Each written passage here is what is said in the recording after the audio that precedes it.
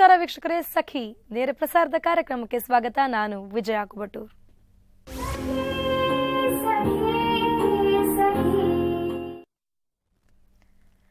ಶ್ರಾವಣ ಮಾಸ ಪ್ರಾರಂಭ ಆಯಿತು ಅಂದ ತಕ್ಷಣ ಸಾಲು ಸಾಲು ಹಬ್ಬಗಳೇ ಬಂದುಬಿಡುತ್ತೆ. ಆಷಾಢದಲ್ಲಿ ಇಲ್ಲದೆ ಇರುವಂತಹ ಎಲ್ಲಾ ಹಬ್ಬಗಳಿಗೂ ಇದೀಗ ಶ್ರಾವಣ ಮಾಸದಲ್ಲಿ ಚಾಲನೆ ಸಿಕ್ಬಿಡುತ್ತೆ. ಹೀಗಾಗಿ ಬಹಳ ಮುಖ್ಯವಾಗಿ ಪ್ರಮುಖವಾಗಿ ಎಲ್ಲರೂ ನಮ್ಮ ಸಂಪ್ರದಾಯದಂತೆ ನಾವು ಫಾಲೋ ಮಾಡುವಂತಹ ಹಬ್ಬ ಅಂದ್ರೆ ಹುಣ್ಣಿಮೆಗೆ ಬಹಳ ಹತ್ತಿರವಾಗಿರುವಂತಹ ಶುಕ್ರವಾರ, ಅದು 2ನೇ ಶುಕ್ರವಾರ 1ನೇ ಶುಕ್ರವಾರ ಹೇಗೆ ಬರುತ್ತೋ ಹಾಗೆ ನಾವು ವರಮಹಾಲಕ್ಷ್ಮಿ ಹಬ್ಬವನ್ನ ಮಾಡ್ತೀವಿ.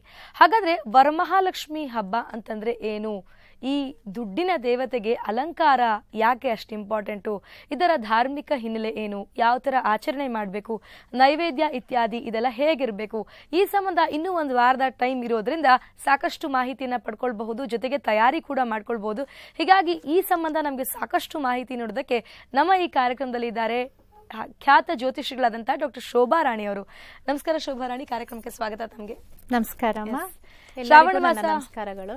ಶ್ರಾವಣ ಮಾಸ ಪ್ರಾರಂಭ ಆಯಿತು ಅಂದ ತಕ್ಷಣ ನಮಗ್ ಗೊತ್ತು ಒಂದ್ ದೊಡ್ಡ ಸಾಲು ಹಬ್ಬದ ಸಾಲೆ ಇದೆ.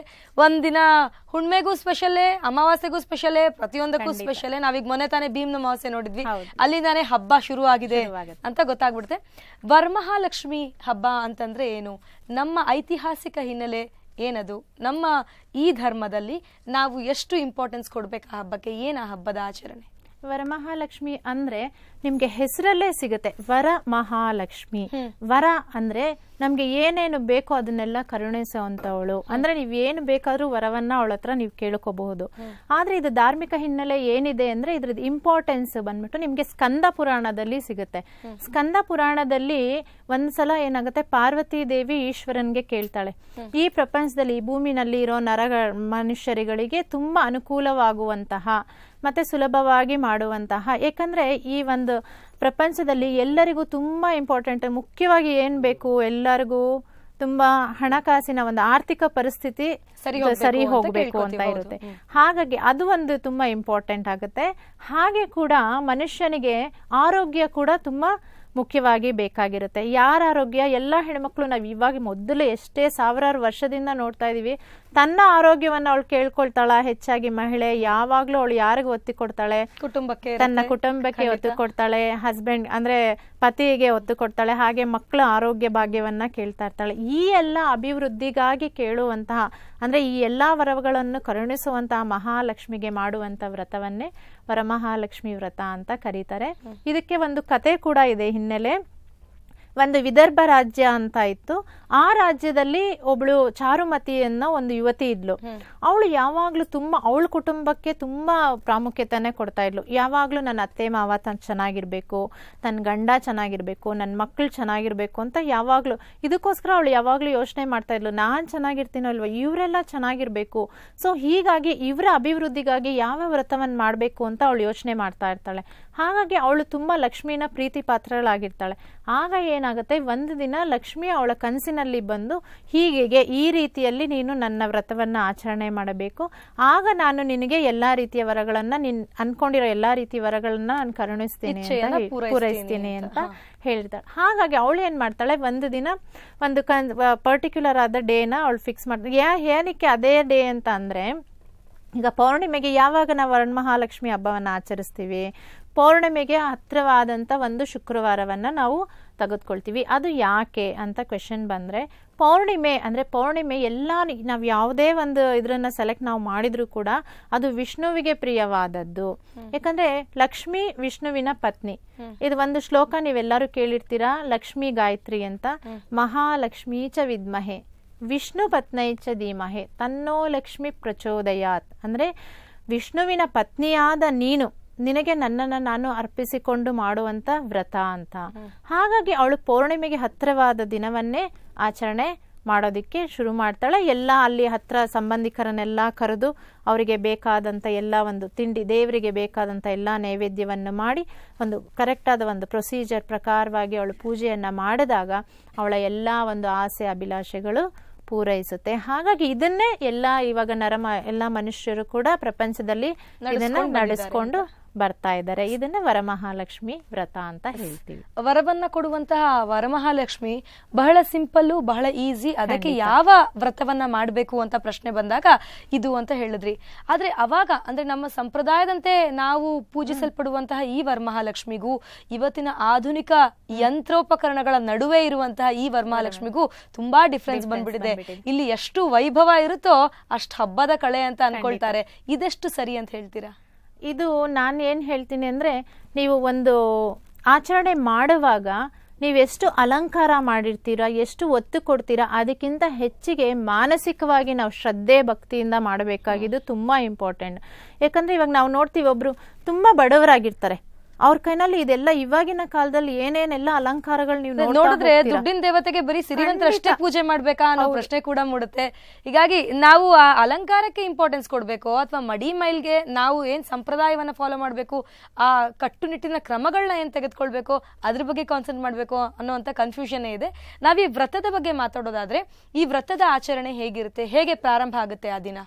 ಆ ದಿನ ಬಂದ್ಬಿಟ್ಟು ಈಗ ನಾನೇನು ಹೇಳ್ತೀನಿ, ನೀವು ಕೇಳಿದ್ರೆ ಅಲಂಕಾರಕ್ಕಿಂತ ಹೆಚ್ಚು ಕಟ್ಟುನಿಟ್ಟು ಮತ್ತೆ ಆ ಒಂದು ಆಚರಣೆ ಮಾಡುವಂಥ ಶ್ರದ್ಧೆ ಭಕ್ತಿ ತುಂಬ ಇಂಪಾರ್ಟೆಂಟ್ ಆಗಿರುತ್ತೆ ಇಲ್ಲಿ. ಹಾಗಾಗಿ ಅವತ್ತಿನ ದಿನ ಏನು ಮಾಡಬೇಕು, ಎಲ್ಲರೂ ಬೆಳಗಿನ ಜಾವನೇ ಎದ್ದೊಳ್ಬೇಕು ಅಂತ ನಾನು ಹೇಳ್ತೀನಿ. ಬೆಳಗಿನ ಜಾವ 4 ಗಂಟೆಗೆ ಪ್ರಾತಃ ಕಾಲ, ಯಾವಾಗಲೂ ಬ್ರಾಹ್ಮಿ ಮುಹೂರ್ತ ಅಂತ ಏನು ಹೇಳ್ತಾರೆ, ಆ ಮುಹೂರ್ತದಲ್ಲಿ ಎದ್ದು ಸ್ನಾನಾದಿಗಳನ್ನು ಮುಗಿಸಿ ಆ ಮಡಿಯಿಂದ ಮಾಡುವಂಥ ಆಚರಣೆ ತುಂಬಾನೇ ಬಹಳ ಮುಖ್ಯವಾದ್ದು. ಮೊದಲು ಏನು ಮಾಡಬೇಕು ಅಂದರೆ, ಒಂದು ಸ್ಥಳವನ್ನು ನೀವು ನಿರ್ಧಾರ ಮಾಡ್ಕೋಬೇಕು. ಸ್ಥಳ ನಿರ್ಧಾರ ಮಾಡುವಾಗ ಕೂಡ ನೀವು ಯಾವಾಗ ಲಕ್ಷ್ಮಿಯ ಮುಖವನ್ನು ಯಾವ ಕಡೆಗೆ ಇಡ್ತೀರಾ ಅನ್ನೋದು ತುಂಬ ಇಂಪಾರ್ಟೆಂಟ್. ಆಗ ಆ್ಯಕ್ಚುಲಿ ಅದೇನಾಗುತ್ತೆ, ಪೂರ್ವ ಭಾಗಕ್ಕೆ ಇಲ್ಲ ಉತ್ತರಕ್ಕೆ ಮುಖವನ್ನು ಮಾಡಿ ಲಕ್ಷ್ಮಿಯನ್ನು ಕೂರಿಸಬೇಕು. ಆ ಒಂದು ಜಾಗವನ್ನು ನೀವು ನಿರ್ಧಾರ ಮಾಡಿದ ಮೇಲೆ ಅಲ್ಲಿ ನಾವು ರಂಗೋಲಿಯನ್ನು ಬಿಡತಕ್ಕದ್ದು, ಅಂದರೆ ಆ ಜಾಗವನ್ನು ಸ್ವಚ್ಛತೆ ಮಾಡಿ ನಂತರ ರಂಗೋಲಿಯನ್ನು ನಾವು ಹಾಕುವಂಥದ್ದು. ರಂಗೋಲಿಯಲ್ಲೂ ಕೂಡ ನಿಮಗೆ ಮುಖ್ಯವಾಗಿ 8 ದಳದ ಕಮಲವನ್ನು ಬರೆಯೋದು ತುಂಬ ಶ್ರೇಷ್ಠ ವಾಡಿಕೆ. ಅದು ಕೂಡ ನಿರಂತರ ಇದರಲ್ಲಿದೆ, ಚಾಲನೆಯಲ್ಲಿದೆ. ಏನಕ್ಕೆ 8 ದಳವನ್ನೇ ನಾವು ಸ್ವೀಕರಿಸಬೇಕು ಅಂದರೆ, 8 ದಳದ ಕಮಲ ಅನ್ನೋದು ಅಷ್ಟಲಕ್ಷ್ಮಿಯನ್ನ ಅದು ಪ್ರತಿಪಾದಿಸುತ್ತೆ ಅಂತ. ಸೊ ಆ ದಳಗಳು ಹಾಗಾಗಿ ಅಷ್ಟಲಕ್ಷ್ಮಿಯನ್ನ ಪ್ರತಿಪಾದಿಸೋದ್ರಿಂದ ಅದು ಬಹಳ ಶ್ರೇಷ್ಠವಾಗುತ್ತೆ ಅಂತ. ಆ ತರದ ರಂಗೋಲಿಯನ್ನ ಹಾಕ್ಬೇಕು. ಅದರ ಮೇಲೆ ಏನ್ ಮಾಡ್ಬೇಕು, ಒಂದು ಬಾಳೆ ಎಲೆಯನ್ನ ಇಡಬೇಕು.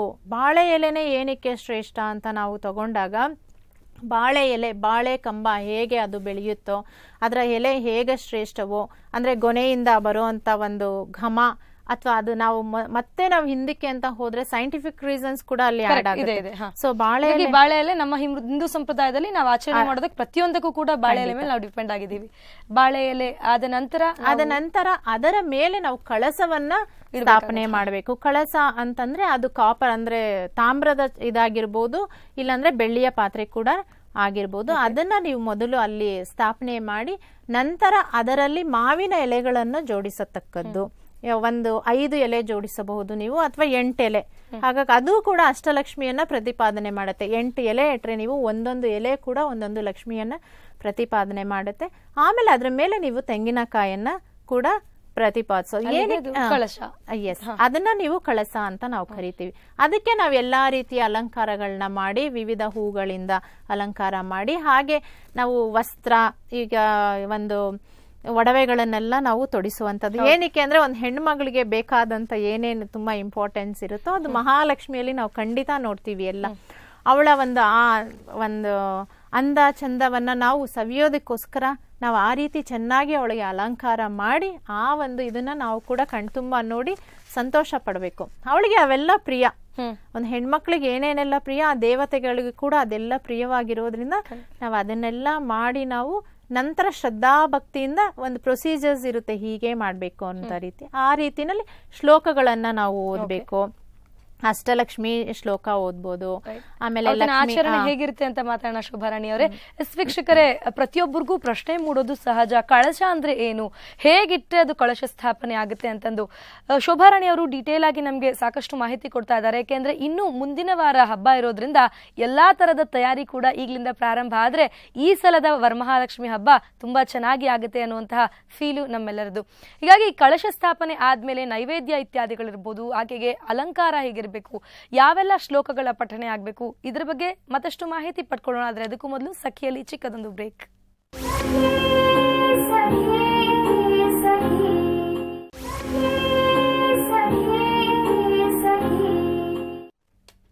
ಬ್ರೇಕ್ ನಂತರ ಮತ್ತೊಮ್ಮೆ ಸಖಿ ನೇರ ಪ್ರಸಾರದ ಕಾರ್ಯಕ್ರಮಕ್ಕೆ ಸ್ವಾಗತ ವೀಕ್ಷಕರೇ. ಮುಂದಿನ ವಾರ ಇರುವಂತಹ ವರಮಹಾಲಕ್ಷ್ಮಿ ಹಬ್ಬ ಹೇಗೆ ತಯಾರಿ ಮಾಡ್ಕೊಳ್ಬೇಕಾಗತ್ತೆ ನಾವು ಅನ್ನುವಂತಹ ಪ್ರಶ್ನೆಗೆ ಇವತ್ತಿನ ಸಖಿ ನಿಮಗೆ ಉತ್ತರ ನೀಡ್ತದೆ. ಯಾಕೆಂದ್ರೆ ಖ್ಯಾತ ಜ್ಯೋತಿಷಿಗಳಾದಂತಹ ಡಾಕ್ಟರ್ ಶೋಭಾ ರಾಣಿ ಅವರು ನನ್ನೊಂದಿಗೆ ಕಾರ್ಯಕ್ರಮದಲ್ಲಿದ್ದಾರೆ. ಯಾವ ತರದ ತಯಾರಿ ಮಾಡ್ಕೊಳ್ಬೇಕಾಗತ್ತೆ, ಹೇಗೆ ಆಚರಣೆ ಇರಬೇಕಾಗತ್ತೆ ಅಂತ ಸಾಕಷ್ಟು ಮಾಹಿತಿ ತಿಳಿಸ್ಕೊಡ್ತಾ ಇದ್ದಾರೆ. ಎಸ್ ಶೋಭಾ ರಾಣಿ ಅವರೇ, ಕಳಶ ಸ್ಥಾಪನೆ ಆದ ನಂತರ ಆ ದಿನದ ವಿಧಿವಿಧಾನಗಳು ಹೇಗಿರಬೇಕು? ಯಾಕೆಂದ್ರೆ ಇದು ಬಹಳ ಮುಖ್ಯವಾಗಿ ನಾವು ಗಣಪತಿ ಹಬ್ಬ ಇರಬಹುದು ಅಥವಾ ದಸರಾ ಇರಬಹುದು, ಹೀಗೆ ನಮ್ಮ ಸಂಸ್ಕೃತಿ ಸಂಪ್ರದಾಯದಲ್ಲಿರುವಂತಹ ಬೇರೆ ಬೇರೆ ಹಬ್ಬಗಳಲ್ಲಿ ಪುರುಷರು ಕೂಡ ಭಾಗಿಯಾಗ್ತಾರೆ. ಆದ್ರೆ ಇಲ್ಲಿ ಇದು ಮಹಿಳೆಯರಿಗೆ ಮಾತ್ರ ಮೀಸಲೇನಲ್ಲ, ಹೆಚ್ಚಿನ ಸಂಖ್ಯೆಯಲ್ಲಿ ಮಹಿಳೆಯರು ಮಾತ್ರ ಮಾಡುವಂತಹ ಪೂಜೆ. ದುಡ್ಡು ಯಾರಿಗ್ ಬೇಡ ಹೇಳಿ, ಪುರುಷನಿಗೆ ದುಡ್ಡು ಬೇಡ ಅಂದ್ರೆ ಬೇಡ ಅಂತಾನೆ. ಹಿಂಗಾಗಿ ಹೆಣ್ಮಕ್ಳು ತುಂಬಾ ಖುಷಿಯಾಗಿ ಇಂಡಿಪೆಂಡೆಂಟ್ ಆಗಿ ಮಾಡುವಂತಹ ಹಬ್ಬ ಅಂತ ಹೇಳ್ಬೋದು. ಕಳಶ ಸ್ಥಾಪನೆ ಆದ ನಂತರ ಅವತ್ತಿನ ವ್ರತ ಹೇಗಿರ್ಬೇಕು? ಎಸ್ಪೆಷಲಿ ದಾರ ಕಟ್ಕೊಳ್ತೀವಿ, ಅದ್ ಯಾಕೆ, ಏನ್ ಅಂತಾರ ಅದನ್ನ? ಖಂಡಿತ ಕಳಶ ಸ್ಥಾಪನೆ ಆದ ನಂತರ ಏನ್ ಮಾಡ್ಬೇಕು ಅಂದ್ರೆ ಅದಕ್ಕೆ ಬೇಕಾದ ನೈವೇದ್ಯಗಳನ್ನ ಕೂಡ ನೀವು ಮೊದಲೇ ಒಂದು ಅರೇಂಜ್ ಮಾಡಿ ಇಟ್ಕೊಳ್ಬೇಕಾಗತ್ತೆ. ಹಾಗೆ ಯಾವ ನೀವು ಹೂಗಳನ್ನ ನೀವು ತಯಾರಿ ಮಾಡ್ಕೋಬೇಕಂದ್ರೆ ಲಕ್ಷ್ಮಿಗೆ ತುಂಬಾ ಪ್ರಿಯವಾದ ಹೂವು ಅಂತಂದ್ರೆ ಕಮಲದ ಹೂವು ತುಂಬಾ ಪ್ರಿಯ ಅನ್ಸ್ಕೊಳ್ಳುತ್ತೆ. ಏನಕ್ಕೆ ಅಂದ್ರೆ ಕಮಲದ ಹೂವು ಏನಕ್ಕೆ ಪ್ರಿಯ ಅಂತ ಅನಿಸ್ಕೊಳ್ಳುತ್ತೆ ಅಂದ್ರೆ ಅವಳು ಹುಟ್ಟಿದ್ದೇ ಕಮಲದಿಂದ ಅಂತ. ಒಂದು ಅದು ಕ್ಷೀರ ಮತನ ಮಾಡ್ತಾ ಇರುವಾಗ ಅವಳು ಹುಟ್ತಾಳಲ್ಲ, ಆಗ ಕಮಲದಲ್ಲೇ ಅವಳು ಬಂದಿರೋಳು. ಕಮಲ ವಲ್ಲಭೆ ಕಮಲಾಕ್ಷಿ ಅಂತ ಹೇಳ್ತಾರೆ, ಅಂದ್ರೆ ಅವಳ ಕಣ್ಣು ಕೂಡ ಕಮಲದಂತೆ ಇದೆ ಅಂತ ನಾವು ವರ್ಣಿಸುವಾಗ. ಸೊ ಹಾಗಾಗಿ ಅವಳಿಗೆ ಕಮಲದ ಹೂ ತುಂಬಾ ಶ್ರೇಷ್ಠ. ಹಾಗೆ ಜಾಜಿ ಹೂ ಕೂಡ ನೀವೆಲ್ಲಾದ್ರೂ ಒಂದು ಅರೇಂಜ್ ಮಾಡ್ಕೊಳ್ಳಿ. ಏನಕ್ಕೆ ಜಾಜಿ ಹೂ ಅಂದ್ರೆ ಜಾಜಿ ಹೂ ಕೂಡ ವಿಷ್ಣುವಿಗೆ ತುಂಬಾ ಪ್ರಿಯವಾದದ್ದು. ಏನಕ್ಕೆ ಅಂದ್ರೆ ಇಲ್ಲಿ ಸುವಾಸನೆ ಭರಿತವಾದ ಹೂಗಳನ್ನ ಹೆಚ್ಚು ಯಾರು ನೀವು ಅರ್ಪಿಸ್ತೀರೋ ಅವರಿಗೆ ಹೆಚ್ಚಿನ ಫಲ ಅಂತ ನಾವು ಹೇಳ್ತೀವಿ. ಹಾಗೆ ನೀವು ಪಾರಿಜಾತ ಹೂ ಕೂಡ ತುಂಬಾ ಶ್ರೇಷ್ಠ ಈ ಪೂಜೆಗೆ. ಪಾರಿಜಾತ ಇಲ್ಲಿ ವಿಷ್ಣುವಿನ ಅವತಾರ ಕೃಷ್ಣನಲ್ಲಿ ನೀವು ಕಾಣ್ಬಹುದು, ಕೃಷ್ಣನ ಕಥೆಯಲ್ಲಿ ನೀವು ನೋಡ್ಬಹುದು. ಪಾರಿಜಾತ ಅವನ ಪತ್ನಿಯಾದ ಅವಳು ತುಂಬಾ ಫೋರ್ಸ್ ಮಾಡಿ ಕೇಳ್ತಾಳೆ, ನನಗೆ ಪಾರಿಜಾತ, ಇಂದ್ರನ ಲೋಕದಲ್ಲಿರುತ್ತೆ ಪಾರಿಜಾತ. ಸೊ ಹಾಗಾಗಿ ಅದು ಎಷ್ಟು ಸುವಾಸನೆ ಅಂದ್ರೆ ಅಲ್ಲಿ ನಾವು ನೆಟ್ರು ಕೂಡ ಆ ಹೂ ಫ್ಲವರ್ ಅಲ್ಲಿ ಬಿಟ್ಟಾಗ ಇಲ್ಲಿ ಕೂಡ ಸುವಾಸನೆ ಬರುತ್ತೆ, ಗಮಿಸುತ್ತೆ. ಸೊ ಹಾಗಾಗಿ ಅವಳು ಅದನ್ನ ತುಂಬಾ ಇಷ್ಟಪಟ್ಟು ಕೇಳ್ತಾಳೆ. ಕೃಷ್ಣ ಅವಳಿಗೋಸ್ಕರ ಅದನ್ನ ತಂದು ಕೊಟ್ಟಿರೋದ್ರಿಂದ ವಿಷ್ಣುವಿಗೆ ಪ್ರಿಯವಾದ ಆ ಹೂವನ್ನು ಕೂಡ ನೀವು ಲಕ್ಷ್ಮಿಗೆ ಅರ್ಪಿಸಿದ್ರೆ ಬಹಳ ಶ್ರೇಷ್ಠವಾದದ್ದು. ಹಾಗೆ ಫಲಗಳನ್ನು ಕೂಡ ನೀವು ಪಡೆಯಬಹುದು ಅಂತ. ಹಾಗೆ ನೈವೇದ್ಯಕ್ಕೆ ಅಂತ ನೀವು ತಗೊಂಡಾಗ ನಿಮ್ಗೆ ಹೆಸರುಬೇಳೆ ತುಂಬಾನೇ ಇಂಪಾರ್ಟೆಂಟ್. ಹೆಸರುಬೇಳೆ ಪಾಯಸ, ಹಾಗೆ ಹೋಳಿಗೆನಲ್ಲಿ ಬೇಳೆ ಹೋಳಿಗೆ, ಕಾಯಿ ಹೋಳಿಗೆ ಎರಡೂ ಕೂಡ ನೀವು ಅರ್ಪಿಸಬಹುದು. ಕೋಸಂಬರಿ ತುಂಬಾ ಇಂಪಾರ್ಟೆಂಟ್, ಕೋಸಂಬರಿ ಮತ್ತೆ ಪಾನಕ. ಸೊ ಇದಿಷ್ಟು ಮೇನ್ ಆದಂತ ನಿಮ್ಗೆ ಒಂದು ನೈವೇದ್ಯಗಳಾಗುತ್ತೆ. ನಂತರ ಅವರಿಗೆ ಇಷ್ಟಪಟ್ಟ ಯಾವುದೇ ಕರೆದ ತಿಂಡಿಗಳನ್ನ ಕೂಡ, ಯಾಕಂದ್ರೆ ಎಲ್ಲ ನೋಡ್ತಾ ಇದ್ದೀವಿ, ಎಲ್ಲ ಒಂದು ಯಾರು ಪ್ರೀತಿಯಿಂದ ಏನೇ ಇಟ್ಟರು ಅದು ದೇವರಿಗೆ ಅರ್ಪಿತ ಆಗುತ್ತೆ. ಹಾಗಾಗಿ ಇದು ಎಲ್ಲ ಒಂದು ಮುಖ್ಯವಾದ ನೈವೇದ್ಯಗಳನ್ನ ಇಡಬೇಕು. ಇಲ್ಲೂ ಹೆಸರುಬೇಳೆ ಏನಕ್ಕೆ ಅಂತ ತುಂಬಾ ಇಂಪಾರ್ಟೆಂಟು. ಮತ್ತೆ ಕೋಸಂಬರಿ ಅಂದ್ರೆ ಎಲ್ಲ ನಮ್ ಸೈಂಟಿಫಿಕ್ ಆಗಿ ನಾವು ತಿರ್ಗಾ ಮತ್ತೆ ಹೋದ್ರೆ ಅದೆಲ್ಲ ನಮ್ಗೆ ಬಾಡಿಗೆ ತುಂಬಾ ತಂಪನ್ನ ಕೊಡುತ್ತೆ. ನಮ್ನಲ್ಲಿ ಏನ್ ಒಂದು ಶಾಖ ಇರುತ್ತೋ ಅಥವಾ ನಮ್ಮಲ್ಲಿರೋಂತ ಒಂದು ಆರೋಗ್ಯನ್ಸು ಅದನ್ನೆಲ್ಲ ಕಡಿಮೆ ಮಾಡುವಂತ ಗುಣಗಳನ್ನ ಇದು ಹೊಂದಿರುತ್ತೆ. ಸೊ ಹಾಗಾಗಿ ಕೂಡ ಇದನ್ನ ನಾವು ಬಳಸ್ತೀವಿ. ಏನಕ್ಕೆ ಇದನ್ನೆಲ್ಲ ಬಳಸ್ತೀವಿ ಅಂತಂದ್ರೆ ಯಾವಾಗ ಪೂಜೆ ಮಾಡುವಾಗ ಮನಸ್ಸು ಯಾವ ತರ ಇರಬೇಕು, ಒಂದು ಪೂಜೆ ವ್ರತ ಅಂತ ಮಾಡುವಾಗ ಶಾಂತ ಸ್ವಭಾವದಲ್ಲಿರುವಾಗ ಇಂಥ ಆಹಾರಗಳನ್ನ ನಾವು ಸೇವನೆ ಮಾಡಿದಾಗ ಅದು ಆ ರೀತಿ ಮನಸ್ಸು ಖಂಡಿತ. ಸೊ ಹಾಗಾಗಿ ಆ ಆಹಾರಗಳನ್ನ ಬಳಸಬೇಕು. ಇದೆಲ್ಲ ನೈವೇದ್ಯದ ಆಯ್ತು. ಆಮೇಲೆ ನಾನು ಆಗ್ಲೇನೆ ಹೇಳ್ದೆ, ಈ ದಾರ ಯಾಕೆ ಕಟ್ಕೊಳ್ತಾರೆ? ಕೆಲವಾರು ಹಬ್ಬಗಳಲ್ಲಿ ಮಾತ್ರ ಕಟ್ಟೋದು, ಅದಕ್ಕೆ ಏನಂತಾರೆ? ನಮ್ಮ ಧರ್ಮದಲ್ಲಿ ಅಥವಾ ನಮ್ಮ ಸಂಸ್ಕೃತಿಯಲ್ಲಿ ಅದಕ್ಕೆ ಏನಂತಾರೆ? ಯಾಕೆ ಕಟ್ಕೊಳ್ಬೇಕು ಅದನ್ನ? ಇದು ದಾರದಲ್ಲಿ ಏನಕ್ಕೆ ಅಂದ್ರೆ ದಾರವನ್ನ ನಾವು ರಕ್ಷೆ ಅಂತ ನಾವು ಉಪಯೋಗಿಸ್ತೀವಿ. ರಕ್ಷೆ ದೇವರ ಒಂದು ಪೂಜೆ ಮಾಡಿ ಅಲ್ಲಿಟ್ಟು ನಾವು ಎಲ್ಲಾ ಪೂಜೆಗಳು ನಡೆದಾಗ ಆ ದೇವರ ಆಶೀರ್ವಾದ ದಾರದಲ್ಲಿ ಬರುತ್ತೆ ಅನ್ನೋದೊಂದು ಪ್ರತೀತಿ. ಸೊ ಆ ದಾರವನ್ನ ನೀವು ಯಾವಾಗ ಕಟ್ತಿರೋ, ನೀವು ಕೈಗೆ ಕಟ್ಕೊಂಡಾಗ ಕೈಯಿಂದ ನಮ್ಗೆ ಏನಾಗುತ್ತೆ, ನಾವು ಸೈಂಟಿಫಿಕಲಿ ಕೂಡ ತಿರ್ಗಾ ನಾವು ಹೋದ್ರೆ ನಮ್ಮ ನರಗಳಿಂದ ಚಲನೆ ಆಗುತ್ತೆ ಅಂತ, ನರಗಳಿಂದ ಚಲನೆ ಆಗುತ್ತೆ, ಬ್ರೈನ್ಗೆ ಪಾಸ್ ಆಗುತ್ತೆ ಅಂತ ಹೇಳ್ತೀವಿ. ಯಾವುದೇ ಒಂದು ಶಕ್ತಿ ಕೂಡ ನಾವೊಂದು ಪ್ರತಿಯೊಂದು ಮಾಡೋ ಕೆಲ್ಸನು ಬ್ರೈನ್ಗೆ ಅದು ರಿಫ್ಲೆಕ್ಟ್ ಆಗಿ ಅಲ್ಲಿಂದ ಮತ್ತೆ ನಮ್ಗೆ ಬರಲೇಬೇಕು ಮೆಸೇಜಸ್. ಸೊ ಹಾಗಾಗಿ ಯಾವಾಗ ನಾವು ಆ ಒಂದು ಮಾನಸಿಕ ಸ್ಥಿತಿಯಲ್ಲಿ ಆ ದಾರವನ್ನ ಕಟ್ಕೊಳ್ತೇವೆ ಅಂದ್ರೆ ನಾವು ಮಾಡೋ ಪ್ರತಿಯೊಂದು ಪೂಜೆಯಲ್ಲಿ ಕೂಡ ನಾವು ಕಾನ್ಸಂಟ್ರೇಟ್ ಮಾಡಿ ಪೂಜೆ ಮಾಡಿರ್ತೀವಿ. ಇದು ನಮ್ಗೆ ಈ ಫಲವನ್ನ ಬೇಕು, ನಮ್ಗೆ ಈ ರೀತಿ ಆಗಬೇಕು ಅನ್ನೋ ಒಂದು ಅಭಿಲಾಷೆಯಲ್ಲಿ ಪೂಜೆನ ಮಾಡಿ ಆ ದಾರನ ನಾವು ಕಾನ್ಸಂಟ್ರೇಟ್ ಮಾಡಿ ಕಟ್ಟಿರ್ತೀವಿ. ಸೊ ಆ ದಾರ ನಮ್ ಕೈಗೆ ಬಂದ ತಕ್ಷಣ ನಮ್ಗೆ ಎಲ್ಲ ಸಿಗುತ್ತೆ ಅನ್ನೋ ಒಂದು ನಂಬಿಕೆ. ಸೊ ಆ ರಕ್ಷಣೆ ನಮಗೆ ಸಿಗುತ್ತೆ, ರಕ್ಷೆ ಅನ್ನೋದಕ್ಕೋಸ್ಕರ ಆ ದಾರವನ್ನ ನಾವು ಕಟ್ಕೊಳ್ತೇವೆ. ದೇವರ ಮುಂದೆ ವಿಪರೀತ ನಾಣ್ಯಗಳನ್ನ ಇಡ್ತೀವಿ, ಮನಲಿರುವಂತಹ ಸಾಧ್ಯ ಎಷ್ಟಾಗುತ್ತೋ ಅಷ್ಟೆಲ್ಲ ಹಣವನ್ನ ಇಡ್ತೀವಿ. ಅಂದ್ರೆ ಇದು ಬೇಕಾ, ಇದು ಅಗತ್ಯನಾ, ಅಥವಾ ಲಕ್ಷ್ಮಿನ ನಾವು ಮನೆಗೆ ಕರ್ಕೊಳ್ಳೋ ರೀತಿನೇ ಹೀಗ? ಹಾಗಾದ್ರೆ ಅಂದ್ರೆ ಆಕೆನ್ ಹಂಗೆ ನಾವು ವೆಲ್ಕಮ್ ಮಾಡ್ತೀವ, ಇಡೋದು ನಿಜಾನ, ಅಂದ್ರೆ ಬೇಕಾ ಇದೆಲ್ಲ ಅಂತ? ಖಂಡಿತ ಇದೆಲ್ಲ ಬೇಕೇ ಬೇಕು ಅಂತ ಏನೂ ಇಲ್ಲ. ಆದ್ರೆ ಏನಂದ್ರೆ ದುಡ್ಡಿಗೆ ಅವಳು ಒಂದು ಪ್ರಾಧಾನ್ಯತೆ ದೇವತೆ ಅಂತ ಎಲ್ಲಾರು ಏನ್ ಮಾಡ್ಕೊಂಡ್ಬಿಟ್ಟಿದ್ದಾರೆ, ಬರೀ ದುಡ್ಡಿಗೆ ಅವಳು ಅಂತ ತಿಳ್ಕೊಂಡ್ಬಿಟ್ಟಿದ್ದಾರೆ. ಆದ್ರೆ ಖಂಡಿತ ತಪ್ಪು. ಅವಳು ಎಲ್ಲದಕ್ಕೂ ಆದಿಶಕ್ತಿ ಮಹಾಲಕ್ಷ್ಮಿ ವರವನ್ನ ನೀಡ್ತಾಳೆ, ಹಣದವರನೇ ಅಂತ ಏನಲ್ಲ, ಹಣದವರನೇ ಅಂತ ಏನು ಇಲ್ಲ. ಖಂಡಿತ ಆರೋಗ್ಯ, ಎಲ್ಲಾ ರೀತಿ ಅಭಿವೃದ್ಧಿ, ಸಂಪದ್ಭರಿತವಾದದ್ದು. ಯಾಕಂದ್ರೆ ನೀವು ಲಕ್ಷ್ಮಿ ಅಂತ ತಕ್ಷಣ ಅಷ್ಟಲಕ್ಷ್ಮಿಯರು ಗೊತ್ತೇ ಗೊತ್ತು ನಿಮ್ಗೆ. ಧನಲಕ್ಷ್ಮಿ, ಧಾನ್ಯಲಕ್ಷ್ಮಿ, ವಿದ್ಯಾಲಕ್ಷ್ಮಿ. ಸೊ ವಿದ್ಯೆಗೂ ಕೂಡ ಎಲ್ಲ ಒಂದು ಚಿಕ್ಕ ಚಿಕ್ಕ ಮಕ್ಕಳು, ಸ್ಟೂಡೆಂಟ್ಸ್, ಎಲ್ಲ ವಿದ್ಯಾರ್ಥಿಗಳು ಕೂಡ ಅವಳನ್ನ ತುಂಬಾ ಚೆನ್ನಾಗಿ ಪೂಜೆ ಮಾಡ್ಬೋದು. ಬರೀ ಸರಸ್ವತಿನ ಮಾಡಿದ್ರೆ ಮಾತ್ರ ವಿದ್ಯೆ ಅಂತ ಖಂಡಿತ ಇಲ್ಲ. ಸೊ ಧಾನ್ಯಲಕ್ಷ್ಮಿ, ಧನಲಕ್ಷ್ಮಿ, ವಿದ್ಯಾಲಕ್ಷ್ಮಿ, ಧೈರ್ಯಲಕ್ಷ್ಮಿ, ಧೈರ್ಯವನ್ನ ಕೊಡೋ ಅಂತ ಅವಳು ಅಂತ. ಗಜಲಕ್ಷ್ಮಿ, ಸಂತಾನ ಲಕ್ಷ್ಮಿ, ಸೌಭಾಗ್ಯ ಲಕ್ಷ್ಮಿ, ಆದಿಲಕ್ಷ್ಮಿ, ಈ ರೀತಿ ಎಲ್ಲಾ ರೀತಿಯ ವರಗಳನ್ನು ಕೂಡ ಅವಳು ಕರುಣಿಸುವಂತವಳು ಆಗಿರೋದ್ರಿಂದ ಮತ್ತೆ ದುಡ್ಡಿಗೆ ಮಾತ್ರ ಅಂತ ಏನು ಪ್ರಾಮುಖ್ಯತೆ ಖಂಡಿತ ಇಲ್ಲ. ಸಂಪತ್ತು ಅಂತ ಬರುವಾಗ ದುಡ್ಡು ಅದನ್ನ ಇಂಡಿಕೇಟ್ ಮಾಡೋದಕ್ಕೋಸ್ಕರ, ಅಂದ್ರೆ ಈ ದೇವತೆ ಸಂಪತ್ತಿಗೂ ಕೂಡ ಇದ್ದಾಳೆ ಅನ್ನೋದಕ್ಕೆ ತೋರ್ಸೋದಕ್ಕೋಸ್ಕರ ಜಸ್ಟ್ ಅವ್ರು ಅಲ್ಲಿ ಅದನ್ನ ಇಡಬಹುದೇ ಬಿಟ್ರೆ ಅದೊಂದೇ ಅಂತ ಖಂಡಿತ ಏನೂ ಇರೋದಿಲ್ಲ. ಶೋಭಾರಾಣಿ ಅವರೇ, ಪ್ರತಿ ಸಲದ ಹಬ್ಬದಲ್ಲಿ ನನ್ಗೆ ಪರ್ಸನಲಿ ತುಂಬಾ ಕೆಟ್ಟದಾಗಿ ಕಾಡುವಂತಹ ಒಂದು ಪ್ರಶ್ನೆ ಅಂದ್ರೆ, ದೇವತೆಗೆ ಅಂದ್ರೆ ನಾವು ಹಬ್ಬ ಮಾಡುವಾಗ ಕಳಶವನ್ನೆಲ್ಲ ಇಟ್ಟಾಗ ಹೊಸದಾಗಿ ಖರೀದಿ ಮಾಡಿದಂತಹ ಸೀರೆ ಅಂಚ್ ಕೂಡ ಹೊಲ್ದಿರ್ಬಾರ್ದು ಅಂತ ಹೇಳ್ತೀವಿ, ಮೈ ಮೇಲೆ ತೊಟ್ಟಿರ್ಬಾರ್ದು. ಆ ತರದ ಸೀರೆ ನಮ್ಗೆ ಬೇಕಾಗಿರುತ್ತೆ, ದೇವರ ಹೆಸರಲ್ಲಿ ದೇವರಿಗೆ ಉಡಿಸ್ಬಿಟ್ಟು ನಾವು ಉಪಯೋಗಿಸೋಣ ಅಂತ ಅದಕ್ಕೆ ಅಂತ ರಿಸರ್ವ್ ಆಗಿ ಇಡ್ತೀವಿ.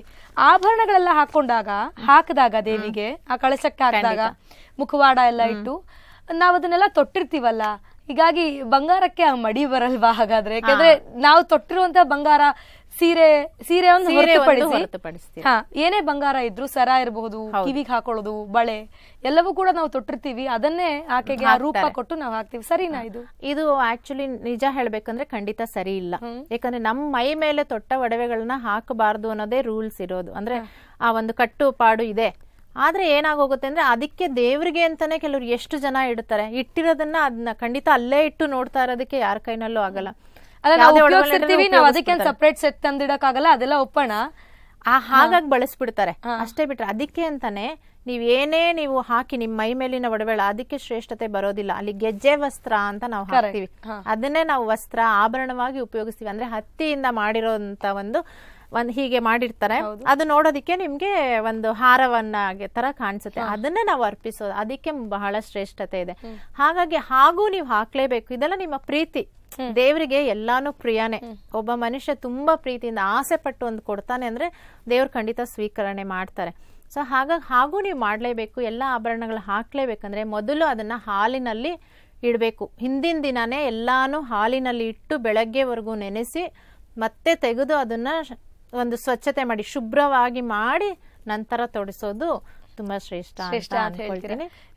ಈ ತರ ವ್ರತಾಚರಣೆ ಎಲ್ಲ ಪ್ರಾರಂಭ ಆದಾಗ ನಾವು ಉಪವಾಸ ಇರ್ತೀವಿ, ಪೂಜೆಯನ್ನ ಮಾಡ್ತೀವಿ, ಕಳಶ ಸ್ಥಾಪನೆ ಆಯ್ತು, ನೈವೇದ್ಯಗಳು ಎಲ್ಲವೂ ಆಯ್ತು. ಆದ ನಂತರ ನಮ್ಗೆ ಆ ವ್ರತ ಮಾಡೋದಕ್ಕೆ ಏನ್ ಓದ್ಬೇಕು, ಯಾಕೆಂದ್ರೆ ಎಷ್ಟೋ ಅಷ್ಟೋತ್ತರಗಳಿರುತ್ತೆ. ಹಾಗಾದ್ರೆ ಏನ್ ಓದ್ಬೇಕು, ಇವಾಗ ಏನ್ ಮಾಡ್ಬೇಕು, ಯಾವ 4 ಶ್ಲೋಕಗಳು ಹೇಳ್ಕೋಬೇಕು ಅಂತ ಕನ್ಫ್ಯೂಷನ್ ಕೂಡ ತುಂಬಾ ಜನಕ್ಕಿರುತ್ತೆ. ಹೊಸದಾಗಿ ಕೂಡ ಪೂಜೆ ಪ್ರಾರಂಭ ಮಾಡ್ತಿರ್ತಾರೆ, ಅವ್ರಿಗೆ ಏನ್ ಹೇಳ್ತೀರಾ? ಅವ್ರಿಗೆ ಇದನ್ನೇನ್ ಹೇಳಕ್ ಬರ್ತೀನಿ, ಎಲ್ಲ ಪೂಜೆ ನೀವು ಒಂದು ಸ್ಟಾರ್ಟ್ ಮಾಡಕ್ ಮುಂದ್ರೆ ಪ್ರಾರಂಭ ಮಾಡಕ್ ಮುಂಚೆ ನಾವ್ ಯಾವುದೇ ವ್ರತ ಮಾಡ್ಲಿ, ಯಾವುದೇ ಪೂಜೆ ಮಾಡ್ಲಿ, ಮೊದಲು ತುಂಬಾ ಬಹಳ ಮುಖ್ಯವಾದದ್ದು ಯಾವುದು, ವಿಘ್ನ ವಿನಾಶಕವಾದ ವಿನಾಯಕನನ್ನೇ ಪೂಜಿಸಬೇಕು. ನೀವು ಯಾವುದೇ ವ್ರತ ತಗೊಳ್ಳಿ, ಯಾವುದೇ ಪೂಜೆಗಳನ್ನ ಮಾಡಿ, ವಿನಾಯಕನಿಲ್ಲದ ಪೂಜೆ ಯಾವುದು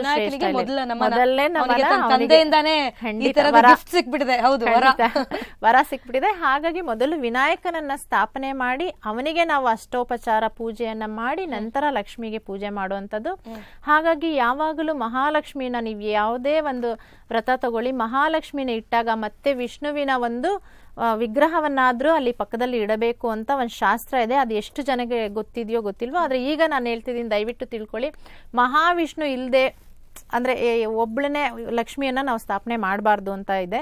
ಸೊ ಹಾಗಾಗಿ ಪಕ್ಕದಲ್ಲಿ ಒಂದು ಮಹಾವಿಷ್ಣುವನ್ನು ಕೂಡ ನೀವು ಸ್ಥಾಪನೆ ಮಾಡಿ ಇಡಬೇಕು ಅಂತ ಇದೆ. ಸೊ ಅಂದ್ರೆ ದಂಪತಿ ಸಮೇತ ಪೂಜೆ ಯಾವಾಗ್ಲೂ ಶ್ರೇಷ್ಠ. ಸೊ ಹಾಗಾಗಿ ಇಲ್ಲಿ ಯಾವ ಶ್ಲೋಕಗಳನ್ನ ನೀವು ಹೇಳ್ಕೋಬೇಕು ಅಂತಂದ್ರೆ ಗಾಯತ್ರಿ ಅದನ್ನ ನಾನು ಈಗ ತಾನೇ ಹೇಳ್ದೆ, ಅದು ತುಂಬಾ ಶ್ರೇಷ್ಠವಾದದ್ದು, ಅದನ್ನು ಹೇಳ್ಕೊಳ್ಳಿ. ಹಾಗೆ ಅಷ್ಟೋತ್ತರ, ಮಹಾಲಕ್ಷ್ಮಿ ಅಷ್ಟೋತ್ತರವನ್ನ ಹೇಳ್ಕೊಳ್ಬಹುದು. ಅಷ್ಟಲಕ್ಷ್ಮಿಯ ಶ್ಲೋಕ ಇದೆ, ಅಷ್ಟಲಕ್ಷ್ಮಿಯ ಶ್ಲೋಕವನ್ನು ಕೂಡ ನೀವು ಹೇಳ್ಬೋದು. ಹಾಗೆ ಒಂದು ಸಹಸ್ರನಾಮ ಹೇಳ್ಕೋಬಹುದು, ಲಕ್ಷ್ಮೀ ಸಹಸ್ರನಾಮ ಅಂತ ಹೇಳ್ಕೋಬಹುದು. ಕನಕಧರಾ ಸ್ತುತಿ ಅಂತ ಬರುತ್ತೆ. ಕನಕಧರಾ ಸ್ತುತಿಯಲ್ಲಿ ಕೂಡ ಲಕ್ಷ್ಮೀನ ಅವರು ತುಂಬಾ ಪ್ರೇಸ್ ಮಾಡಿರ್ತಾರೆ. ಎಲ್ಲಾ ಶ್ಲೋಕಗಳಲ್ಲಿ ಏನಿರುತ್ತೆ ಮೇನ್ ಆಗಿ ಯಾರನ್ನಾರು ನಾವು ಸಂತುಷ್ಟ, ನಿಮ್ನ ನಾನು ಚೆನ್ನಾಗಿ ನೀವೇನಾರು ನನಗೆ ಮಾಡ್ಬೇಕಂದ್ರೆ ನಾನು ನಿಮ್ನ ಹೊಗಳ್ಬೇಕು ಅಷ್ಟೇ. ದೇ ವಿಲ್ ಎಕ್ಸ್ಪೆಕ್ಟ್ ದಟ್ ಅಲ್ವಾ. ಮನುಷ್ಯ ಮಾಡ್ಕೊಂಡ್ರು ಅಂತದ್ದು. ಹೀಗಾಗಿ ನಮಗೇನ್ ಬೇಕೋ ನಮ್ಮ ಮನಸ್ಥಿತಿಯಲ್ಲಿ ಅಷ್ಟೇ ನಾವೆಲ್ಲ ಮಾಡ್ಕೊಂಡಿರ್ತೀವಿ. ದೇವರನ್ನ ಹೊಗಳುವಂತಹ ಕೆಲವಾರು ಶ್ಲೋಕಗಳು ಅಂತ. ಅದೇ ಒಂದು ಲೈನ್ ಹೇಳ್ತಾರೆ, ಮನುಷ್ಯನ ಎಲ್ಲೇ ಮೀರಿದ ದೇವರು ಅಂದ್ರೆ ಎಲ್ಲೆಯನ್ನು ಮೀರದ ದೇವರು. ಮನುಷ್ಯನ ಎಲ್ಲೆಯನ್ನು ಮೀರದ ದೇವರು ಅಂದ್ರೆ ನಮ್ ಲಿಮಿಟ್ಸ್ ಎಲ್ಲ ಇರ್ತಾರೆ ದೇವ್ರು ಅಂತ. ನಾವ್ ಹೆಂಗೆ ಯಾವ ರೀತಿ ಒಂದು ಯೋಚನೆ ಮಾಡ್ತಾ ಹೋಗ್ತೀವೋ ದೇವ್ರನ್ನ ನಾವ್ ಆ ರೀತಿ ಕಾಣ್ತಾ ಹೋಗ್ತೀವಿ ಅಂತ. ಈ ಎಲ್ಲಾ ಶ್ಲೋಕಗಳನ್ನ ಹೇಳ್ಕೊಂಡ್ರೆ ತುಂಬಾ ಅತ್ಯುತ್ತಮವಾದದ್ದು. ಇನ್ ಕೊನೆಯದಾಗಿ ಹಬ್ಬ ಮಾಡಿಲ್ಲ ಅಷ್ಟರಲ್ಲಾಗ್ಲೇ ಕಲಶ ಸ್ಥಾಪನೆ ಆಯ್ತು, ಎಲ್ಲಾ ದಿನದ ಎಲ್ಲಾ ಕೆಲಸಗಳನ್ನ ನೆರವೇರಿಸಿದ್ದೀವಿ. ಸಂಜೆ ಆದ ಹೊತ್ತಿಗೆ ನಮ್ಗೆ ವಿಸರ್ಜನೆಯ ನೆನಪಾಗತ್ತೆ. ಅದು ಅಂದೇ ಇರುತ್ತೋ ಅಥವಾ ಮಾರನೇ ದಿನ ಇರುತ್ತೋ ಅಥವಾ ಯಾವಾಗ ಲಕ್ಷ್ಮಿಯ ವಿಸರ್ಜನೆ? ಲಕ್ಷ್ಮಿಯ ವಿಸರ್ಜನೆ ಅಂದೇ ಮಾಡಿದ್ರೆ ತುಂಬಾನೇ ಬಹಳ ಶ್ರೇಷ್ಠ. ಕದಲಿಸ್ಬೇಕು. ನೀವು ಪುನರ್ ಪೂಜೆ ಅಂತ ಹೇಳ್ತೀವಿ ನಾವು. ಮತ್ತೆ ಪುನರ್ ಪೂಜೆ ಮಾಡಿ ಕದಲಿಸಿ ಆಮೇಲೆ ಅದನ್ನ ವಿಸರ್ಜನೆ ಮಾಡೋದು. ಇದೆಲ್ಲದಕ್ಕಿಂತ ಮುಂಚೆ ಲಕ್ಷ್ಮಿಗೆ ಸಾಯಂಕಾಲದ ಪೂಜೆಯನ್ನ ಏನಿರುತ್ತೋ ಅವಾಗ ಆರತಿಯನ್ನ ಮಾಡಿ, ನಾವ್ ಏನೇ ಪೂಜೆ ವ್ರತ ಮಾಡ್ಲಿ 4 ಜನಕ್ಕೆ ನಾವೇನು ದಾನ ಮಾಡಿದಿರ ಅದು ಮುಗಿಯೋದಿಲ್ಲ ಪೂಜೆ, ಯಾವುದೇ ವ್ರತಗಳಾಗ್ಲಿ. ಹಾಗಾಗಿ ನೀವೆಲ್ಲ ಅಕ್ಕಪಕ್ಕದಲ್ಲಿ ಯಾರ್ಯಾರು ಇರ್ತಿರೋ ಎಲ್ಲಾರನ್ನು ಕರೆದು ನಿಮ್ ಕೈಲಾದ ಒಂದ್ ಶಕ್ತಿಗೆ ಅನುಗುಣವಾಗಿ ನೀವ್ ಏನ್ ಬೇಕಾದ್ರೂ ಅವ್ರಿಗೆ ಕೊಟ್ಟು ತಾಂಬೂಲ ಕೊಡ್ತೀವಿ, ವಸ್ತ್ರದಾನ ಹೇಳ್ತೀವಿ. ಆಮೇಲೆ ಏನಾದ್ರು ಫುಡ್ ಅಂದ್ರೆ ಆಹಾರವನ್ನ ಕೂಡ ಅಂದ್ರೆ ಮಾಡಿಟ್ಟಿರೋ ತಿಂಡಿ ಭಕ್ಷ್ಯಗಳನ್ನ ಕೂಡ ನೀವು ಖಂಡಿತ ದಾನ ಮಾಡಿ ನಂತರ ವಿಸರ್ಜನೆಗೆ ಒಳಪಡಬೇಕು. ಅವತ್ತೇ ವಿಸರ್ಜನೆ ಮಾಡಿದ್ರೆ ವಿಸರ್ಜನೆ ಅಂದ್ರೆ ನಾವು ಗಣಪತಿ ತರ ನೀರಲ್ಲೇನು ವಿಸರ್ಜನೆ ಮಾಡೋದಿಲ್ಲ, ಕದಲಿಸಬೇಕು. ಕದಲಿಸಿ ಪುನರ್ ಪೂಜೆ ಮಾಡಿ ಕದಲಿಸಿ ಬಿಟ್ಟು ಅವತ್ತು ಆ ಒಂದು ಇದನ್ನೆಲ್ಲ ನೈರ್ಮಲ್ಯಗಳನ್ನ ತೆಗಿಬಾರ್ದು, ಮಾರನೇ ದಿನ ತೆಗಿಬೇಕು. ಸೊ ಶನಿವಾರ ಸೂಕ್ತ, ಶನಿವಾರ ಸೂಕ್ತ, ಏನು ತೊಂದರೆ ಇಲ್ಲ. ಈ ಟೈಮ್ಗೆ ನಮ್ಮ ವೀಕ್ಷಕರಿಗೆ ಬಹಳ ಬೇಕಾದಂತಹ ವಿಷಯ ಇದು, ವರಮಹಾಲಕ್ಷ್ಮಿ ತಯಾರಿ ಹೇಗಾಗ್ಬೇಕು ಅಂತ. ಸೊ ಮಾಡರ್ನಿಟಿ ಬೆಳ್ದಂಗೆ ನಮ್ ಸಂಪ್ರದಾಯಕ್ಕೆ ಏನ್ ಬ್ರೇಕ್ ಬಿದ್ದಿಲ್ಲ, ಖಂಡಿತ ನಡೀತಾನೆ ಇದೆ. ನಾವು ಪ್ಯಾರಲಲ್ಲಿ ಎರಡನ್ನೂ ಸಾಗಿಸ್ಕೊಂಡೇ ಬಂದಿದ್ದೀವಿ, ಸಾಗಿಸ್ತೀವಿ ಕೂಡ. ಈ ತಯಾರಿ ಹೇಗ್ ಮಾಡ್ಕೊಳ್ಬೇಕು ಅಂತ ತಿಳಿಸ್ಕೊಟ್ರಿ ಶೋಭಾರಾಣಿ, ಧನ್ಯವಾದ ತಮ್ಗೆ. ಧನ್ಯವಾದ. ವೀಕ್ಷಕರೇ, ಮುಂದಿನ ವಾರ ಇರುವಂತಹ ಹಬ್ಬದ ತಯಾರಿ ಹೇಗಿರ್ಬೇಕು ಅಂತ ಸಖಿ ಮೂಲಕ ನಾವು ಕೂಡ ತಿಳಿಸ್ಕೊಟ್ಟಿದ್ದೀವಿ. ಬೇಗ ರೆಡಿಯಾಗಿ ವರಮಹಾಲಕ್ಷ್ಮಿನ ಬರ್ಮಾಡ್ಕೊಳ್ಳಿ ಅಂತ ಹೇಳ್ತಾ ಕಾರ್ಯಕ್ರಮ ಮುಗಿಸ್ತಾ ಇದ್ದೀನಿ. ಧನ್ಯವಾದ.